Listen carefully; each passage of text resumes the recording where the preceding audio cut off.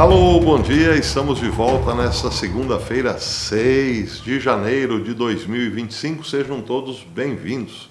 E chegou o grande dia da diplomação de Donald Trump como presidente dos Estados Unidos.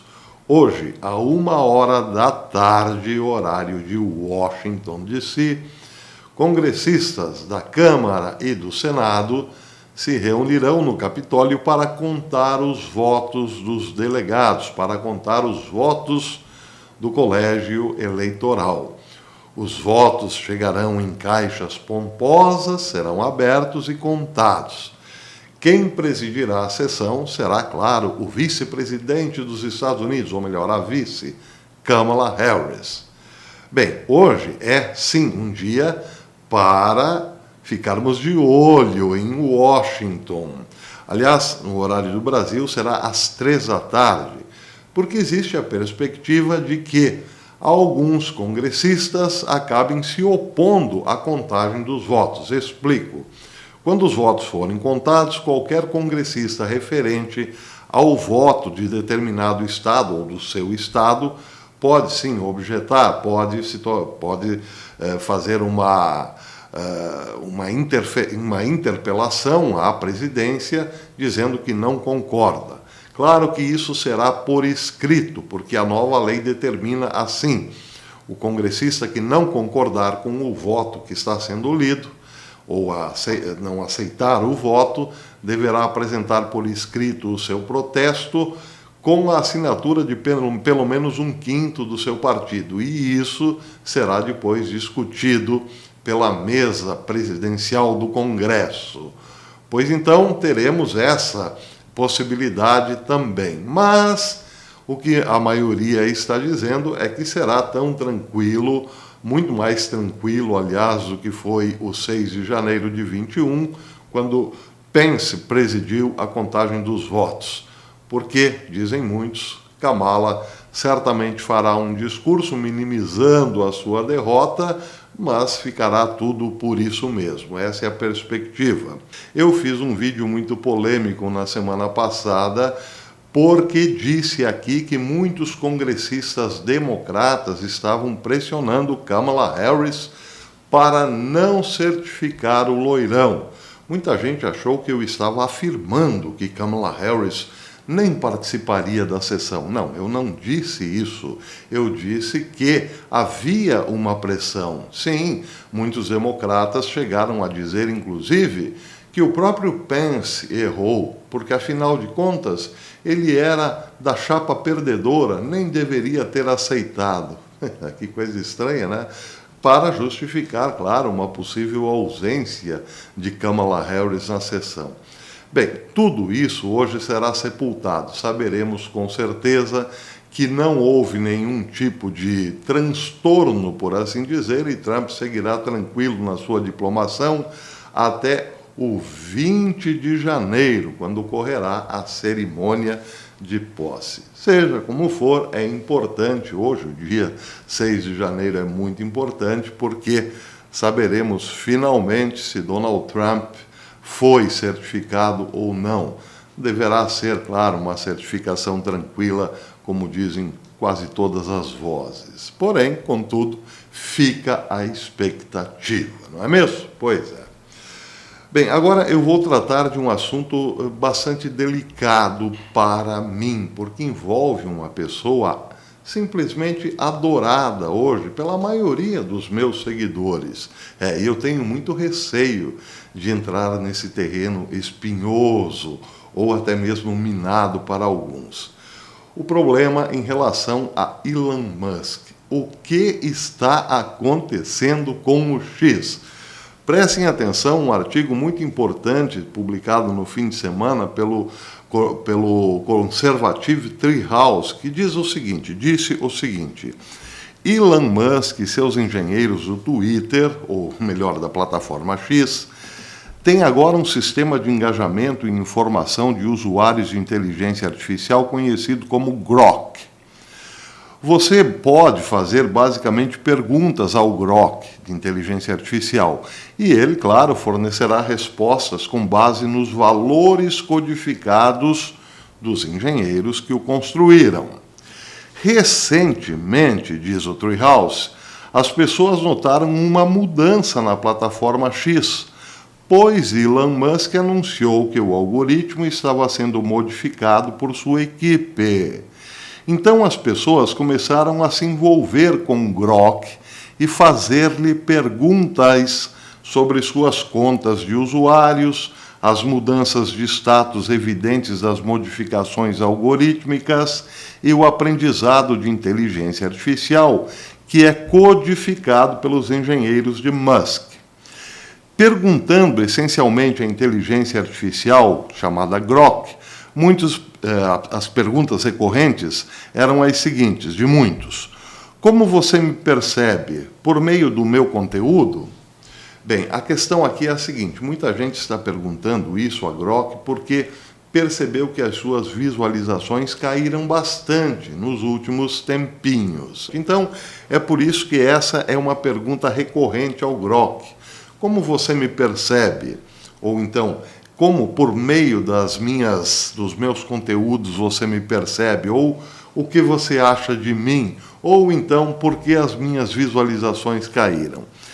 Prestem atenção às respostas que Grok tem dado a essas perguntas. Abre aspas. Essas postagens podem estar sujeitas a alcance reduzido porque podem ser percebidas como promoção de ceticismo, conspiração ou negatividade em relação a indivíduos, instituições ou a mídia.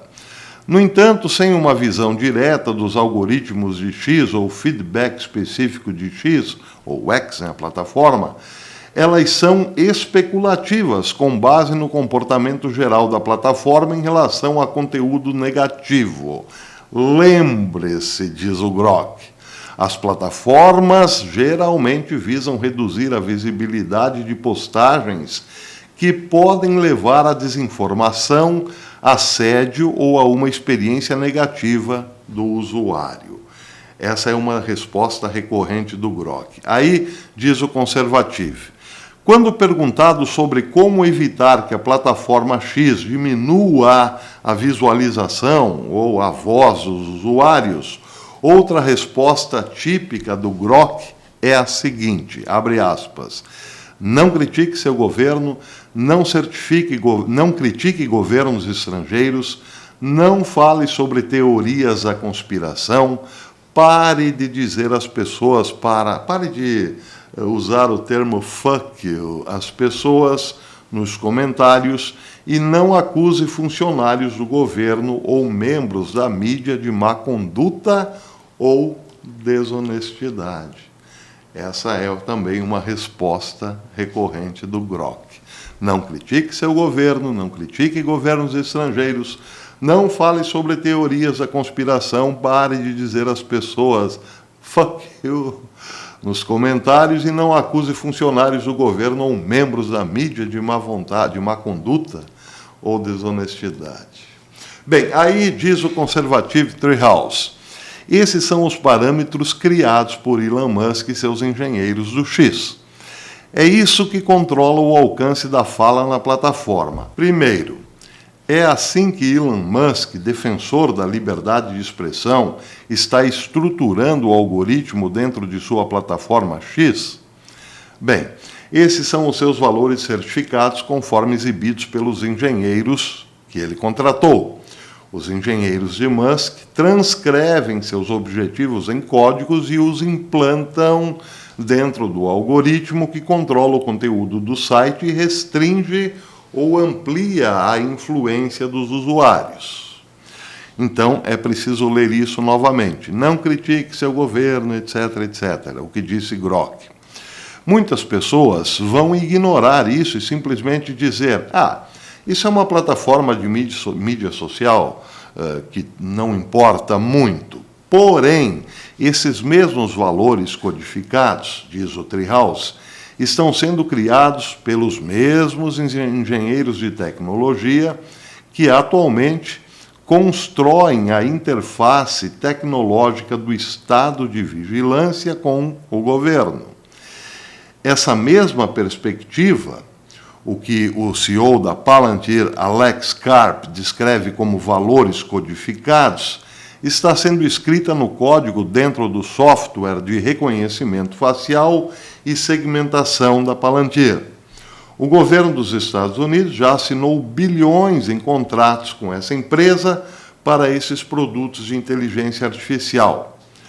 Pague sua Real ID, conforme exigido pelo governo dos Estados Unidos, ou seja, algo compatível ou semelhante a um passaporte ou carteira de motorista, só que virtual, para uso de plataformas, sobrepõe a sua identidade como reconhecida facialmente pelo sistema de tecnologia em torno de sua identidade e conecte tudo aos metadados de sua vida digital, que você deixa como uma impressão digital em cada interação com a tecnologia, e finalmente adicione os valores codificados que determinarão seu status de liberdade, ou o que pode ser chamado de sua pontuação de crédito social. Parece que há uma inspiração aqui no que está sendo praticado na China, não é mesmo? Pois é. Então, pergunta o Treehouse, você consegue ver agora o problema? Pois é, tudo interligado, mas a pontuação tem muito a ver com o que estamos postando, tanto no X como aqui no YouTube.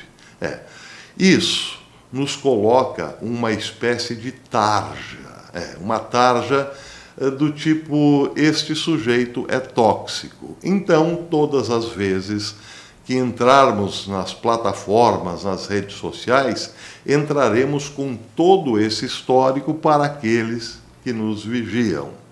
E isso, portanto, tem tudo a ver aí com os novos algoritmos de Elon Musk.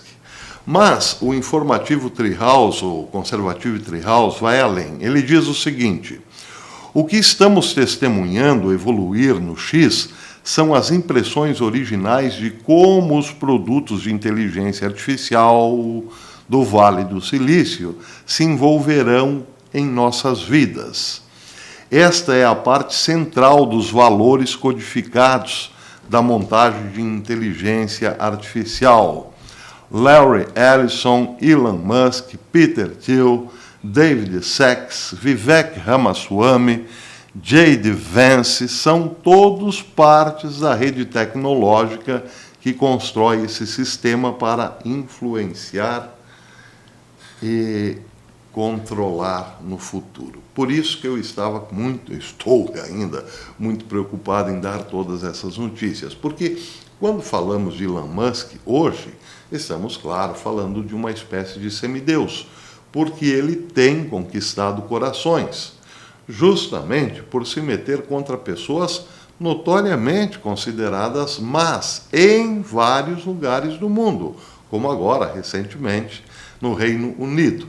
Então, por um lado, ele angaria popularidade, provoca suspiros, aplausos, mas, por outro lado, tem uma equipe técnica de engenheiros trabalhando na inteligência artificial para, digamos assim, nos inibir, nos controlar ou, então, nos censurar, colocando-nos um rótulo, não é? Ou melhor, nos dando subsídios para o crédito social que virá aí no mundo todo, provavelmente. Então, como equacionar esta contradição, por assim dizer? Eu não tenho a resposta ainda, mas eu sugiro aos meus queridos amigos que fiquem, digamos assim, como poderei dizer, um pouco mais atentos às coisas que normalmente implicam em confusão e contradição, porque, afinal de contas, digno de adoração só nosso Senhor Jesus Cristo. Todo o resto, todos nós que não somos Jesus Cristo, somos passíveis de erro e muitas vezes de erros bem profundos, pesados e nocivos. Então, fiquemos atentos, apenas isso. Espero não perder muitos inscritos a partir desse momento. Bem, outro assunto bastante polêmico, prestem atenção. Deborah Birx, ex-coordenadora de resposta ao coronavírus da Casa Branca no primeiro governo Trump, está mais uma vez no centro de um acalorado debate sobre saúde pública, disse hoje o Natural News. Desta vez, seu foco está na gripe aviária e seus apelos por maior ação governamental atraíram duras críticas dos céticos que a acusam de alarmismo e de advogar por políticas que podem minar as liberdades pessoais. Veja que tudo acaba, no final das contas, em censura, não é? Pois é, você já percebeu. Birx, que desempenhou um papel proeminente na formação da resposta do governo americano à o Covid-19, tem falado abertamente nos últimos meses sobre os perigos potenciais da gripe aviária. Em uma entrevista recente à CNN, ela alertou que os Estados Unidos não estão adequadamente preparados para lidar com essa ameaça. Ela argumentou que testes semanais de rotina de indivíduos potencialmente expostos à gripe aviária são necessários para evitar o surto generalizado. Os críticos, no entanto, foram rápidos em traçar paralelos entre suas propostas atuais e as controversas estratégias de respostas ao Covidão, no passado, não muito distante. Durante a pandemia, campanhas e testes em massa foram implementados resultando frequentemente em altos números de casos relatados, inclusive falsos positivos. A própria Birx reconheceu na entrevista à CNN que o aumento dos testes para a gripe aviária é essencial, porque, assim como o Covidão, a grande parte da disseminação pode ser assintomática.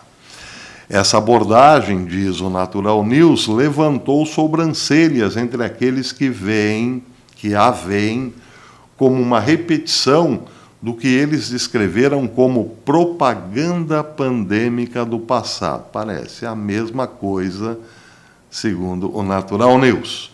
Os críticos argumentam que tais testes poderiam inflar artificialmente os números de casos, alimentando medo desnecessário e justificando medidas governamentais restritivas.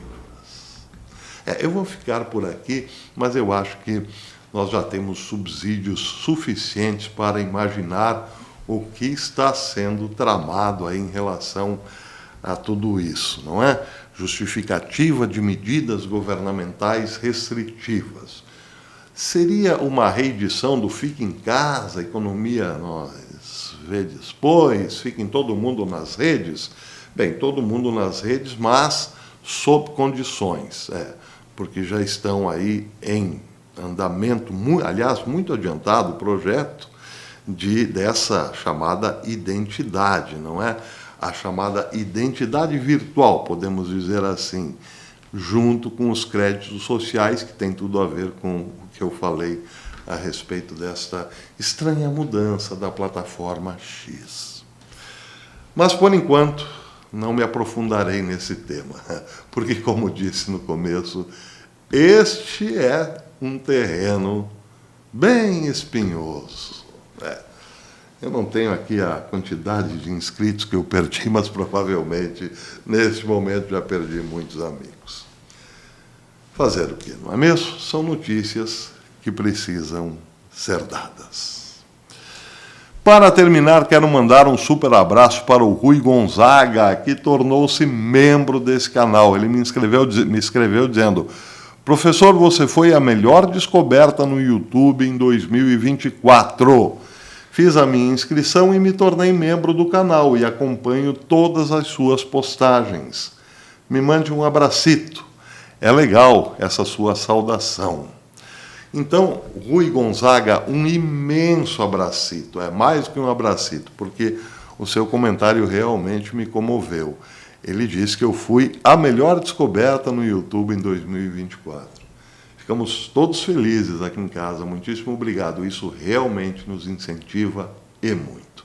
Seja bem-vindo, querido amigo, como membro, como inscrito e como membro desse canal. Um imenso abracito, Deus te abençoe, Rui Gonzaga. E se você quer ganhar um abracito especial, torne-se membro. A membresia é baratinha, mas é o que nos ajuda a continuarmos aqui na plataforma por pelo menos mais algum tempinho. E eu estou de olho aqui. 3 horas, então, começa a certificação, a contagem dos votos do colégio eleitoral lá no Capitólio. Estou de olho. Provavelmente, depois da contagem, eu volto com uma curtinha do professor. Espero você. Até depois, se Deus quiser.